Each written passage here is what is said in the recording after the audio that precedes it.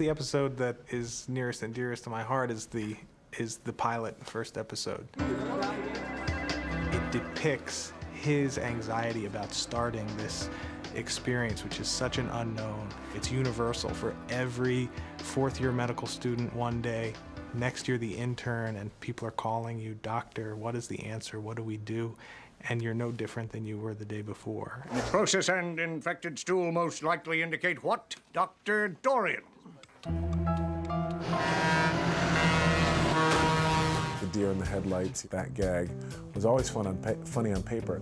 But when we did it, it was like we were in tears. It was hysterical. Us in college, me with my flat top, Zach with his mullet. That's pretty cool though, man. I mean, because I did have a flat top like that. There was one episode where I had to say, like, "I told you so" at the end of a scene, and he was like, "You know what, don't say I told you so, just do an I told you so song and dance." This is what I like to call my told you so dance.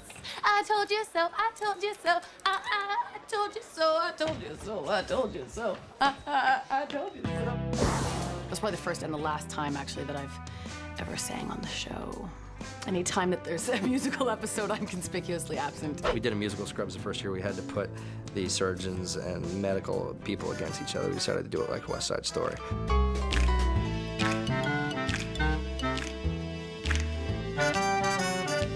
There's an episode where JD and Carla have developed a relationship. Give me that, Bambi. That's not a toy. Look, my name is not Bambi, okay? And their relationship gets strained by the fact that he's a doctor, she's a nurse. And they have like a really strong moment of the bust up in the rain. You're a doctor, and you think that you're better than me because of it. Carla, I do not think... Admit it right now, I'll never respect you again. Okay, sometimes that's true. I like the one where I come onto the floor, the ICU, and everybody who's alive, when I come on, I want them to be alive when I leave. Listen up. I have been cursed to work the night shift with you chuckleheads, which means if you screw up today, I'm gonna hit you hard, I'm gonna hit you fast. It's really Sarah's episode. Our writers really found her character and didn't make her a cute little girl anymore, but this really unbelievably vibrant young woman.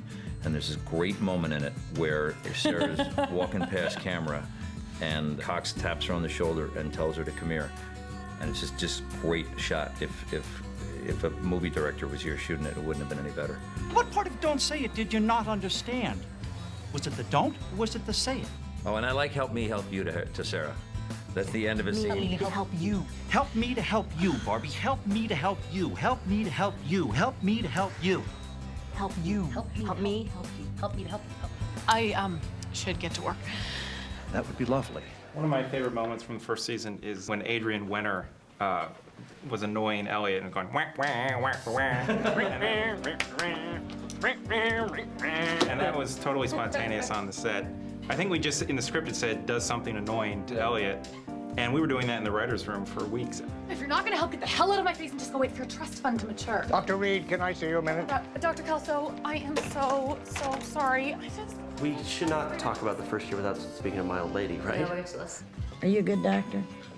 God, too soon to tell. For me, that was the first real emotional episode that we had done that really touched a lot of people's hearts. And of course, you know, I happened to be in the episode in a fantasy.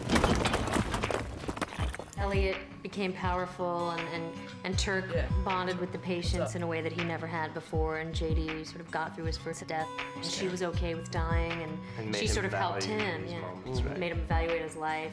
That episode was directed by Mark Buckland, and it won a Humanitas Award. Finder.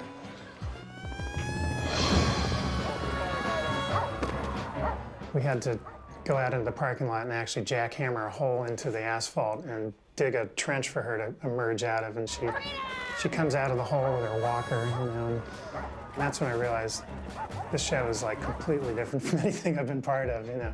One of my favorite things about Scrubs is that even though it's a comedy, it really takes the time to slow down and deal with real issues, either in relationships or, you know, with the realities of working in a hospital.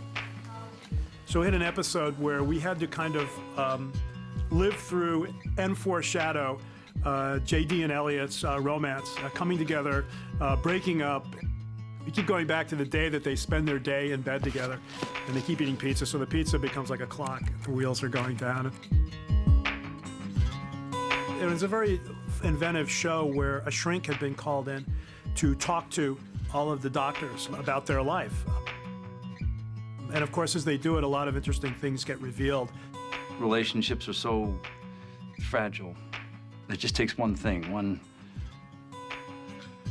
tiny little offense, and it can snowball on you. And it was very interesting. At one point, we had talked about, in order to get the show down, to cut it down. And I really admired Bill when he said, I'm not going to do this to the actors. They nailed these things, they worked hard on them, and I'm not going to cut them up and not keep them intact. So we still haven't been able to cut it down, because we still have to cut shows down in the end. And during the end of the first summer, we did a rerun of all the shows, and that one didn't get into the arc because we had a long show on our hands. I've always been so sure about everything in my life. I was sure that I wanted to be a doctor, and I was sure that I was going to be married by the time I was 25. But relationships, I always heard that when they were right, they were easy. That even when things got hard, that they were easy. I wonder what she looks like.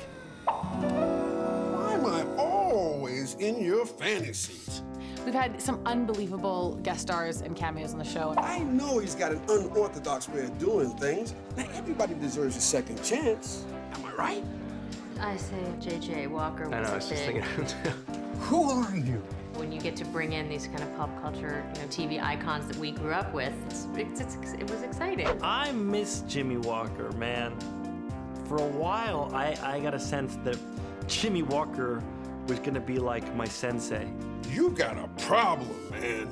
The fact that Carrot Top would come on and be a fantasy of what the world's most annoying person could be made me laugh. All right, welcome to the ICU! Brendan's my #1 draft pick, Brendan Fraser. He was terrific. You usually get uncomfortable hugging a guy right about now. Bring it, baby. Brendan did a show under one condition. He said, I want to do a 2 episodes so I can actually come up with a character. Me so cranky! Well, I'm not just playing Brendan Fraser, playing some swashbuckling version of himself. You're a little weird, aren't you? Just a little bit. To have John Ritter on the show was awesome. Dad? Hey, Mr. Dorian. Hey, boys, what's shaking? And so when I met him, and he knew my name, it was kind of cool. He was like, Donnie, which I don't like to be called, but the fact that John Ritter called me Donnie, the dude who, in my eyes was the best, physical comedian on television I'd ever seen. There's a little moment in the cafeteria, JD's dad, where he's stolen Jell-O. Yes. And I think that's he just comes and kind of places it on the table. How you doing, Elliot?